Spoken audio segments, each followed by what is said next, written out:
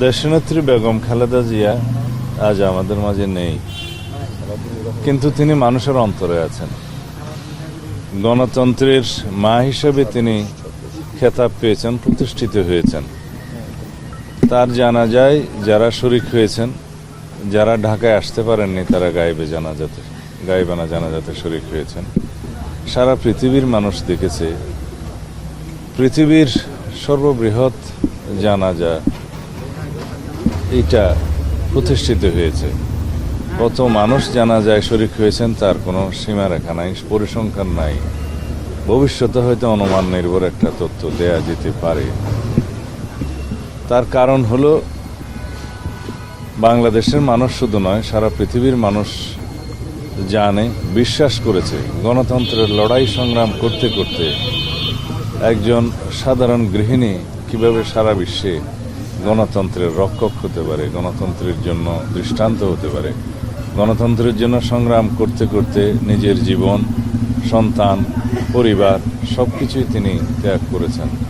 বলতে গেলে এই দেশের জন্য, এই দেশের মানুষের জন্য, এই দেশের মাটির জন্য তার যে টান, তার যে ভালোবাসা, তার যে ভক্তি, তার যে দেশপ্রেম, তার কোনো তুলনা নেই। তিনি সব কিছুই হারিয়েছেন, কিন্তু অর্জন করেছেন যেই উচ্চতা, সেই উচ্চতায় পৃথিবীর বুকে খুব একটা বেশি মানুষের নাম লেখা নাই। আমরা তার সেই ত্যাগকে, তার সেই অবদানকে, তার সেই দেশপ্রেমকে পাথেয় করেই আমরা সামনের দিনে একটি শক্তিশালী গণতান্ত্রিক বৈষম্যহীন বাংলাদেশ বিনির্মাণের চেষ্টা করতে হবে। এটাই জাতির দাবি। আমরা তার জীবনের বিনিময়ে সেই শিক্ষাটা আমরা পেয়েছি। আমরা সেভাবেই দেখি, তিনি বিএনপির নেত্রী নন, তিনি বাংলাদেশের নেত্রী নন, তিনি সারা বিশ্বের গণতান্ত্রিককামী মানুষের নেত্রী হিসেবে নিজেকে প্রতিষ্ঠিত করেছেন। তিনি সব দল মতের ঊর্ধ্বে নিজেকে তুলতে পেরেছেন এবং এদেশের মানুষ, এদেশের সকলেই তাকে সেই মর্যাদায় আসীন করেছেন। এটাই আমাদের জাতীয় জীবনে প্রাপ্তি। অন্যদিকে আমরা তাকে হারালাম, সেই বেদনা, সেই শূন্যতা কখনোই পূরণ হবে না। একটু যদি জানতে চাই, জিয়া রহমানের পর খালেদা জিয়া জানা যায়, এত মানুষ, এত ভালোবাসা, আপনারা যারা বিএনপি নেতৃত্বে এখন রয়েছেন তাদের উপর মানুষের যে প্রত্যাশা, সেই প্রত্যাশাটা অনেকগুণ বেড়ে গেল কিনা? আপনারা অনেক বেশি দায়িত্ব নেওয়ার জন্য মানুষ আপনাদেরকে প্রশ্নবিদ্ধ করছে কিনা আসলে এত মানুষ? সেই বিষয়ে আমি সত্যি খুব বেশি শঙ্কিত। জনমানুষের যে প্রত্যাশা, এদেশের মানুষের যে প্রত্যাশা, আকাঙ্ক্ষা, শহীদের যে আকাঙ্ক্ষা আজকে যেই উচ্চতায় উঠে গিয়েছে, আমরা সত্যিকার অর্থে সেই প্রত্যাশা পূরণ করতে পারবো কিনা সেই বিষয়ে শঙ্কিত। এই কারণেই যে মানুষের আশা এবং প্রত্যাশা আসমান সমান হয়ে গেছে। সেই প্রত্যাশার কতটুকু বাস্তবিক ভিত্তিতে আমরা বাস্তবায়ন করতে পারবো সবাইকে ঐক্যবদ্ধ রেখে, সেই বিষয়টা নিয়ে আমি সত্যিই শঙ্কিত। তবুও আমাদের চেষ্টা অব্যাহত রাখতে হবে। আমরা আমাদের সীমিত সাধ্য, অর্থনৈতিক সাধ্যের মধ্যে আমরা সবাইকে ঐক্যবদ্ধ করে এই জাতিকে এগিয়ে নিয়ে যেতে হবে। এটাই আমাদের দায়িত্ব। কতটুকু পূরণ করতে পারা যাবে যাবে না সেটা ভবিষ্যৎ দেখবে।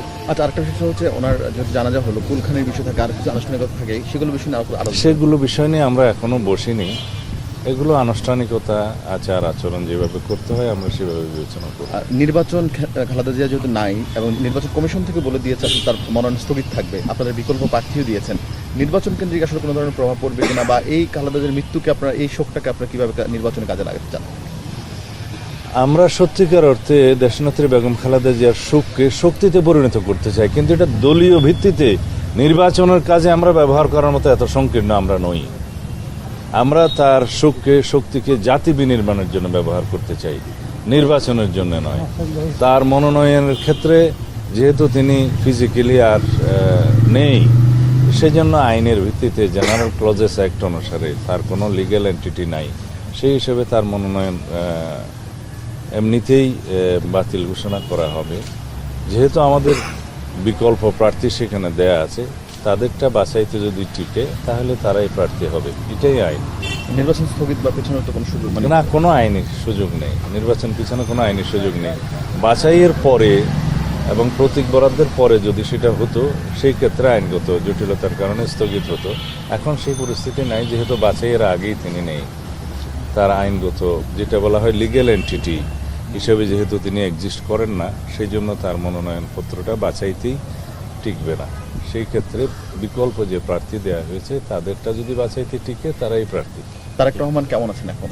তিনি বাবা হারালেন, মা হারালেন, ভাই হারালেন, একা হয়ে গেলেন। আপনাদের কাছে তার একমাত্র তিনি আমানত এখন জাতীয়তাবাদের। কেমন এসে আছেন? তার একটু যোগ আমাদের নেতা জনাব তারেক রহমান একজন রাজনৈতিক ব্যক্তিত্ব, তাকে শক্ত মনোবলের অধিকারী হতেই হবে, তার কোনো বিকল্প নেই। যত সুখী হোক, জাতির স্বার্থে তাকে শক্ত থাকতে হবে ভাই ওনার কি কোনো কর্মসূচি আছে কি? এই মুহূর্তে।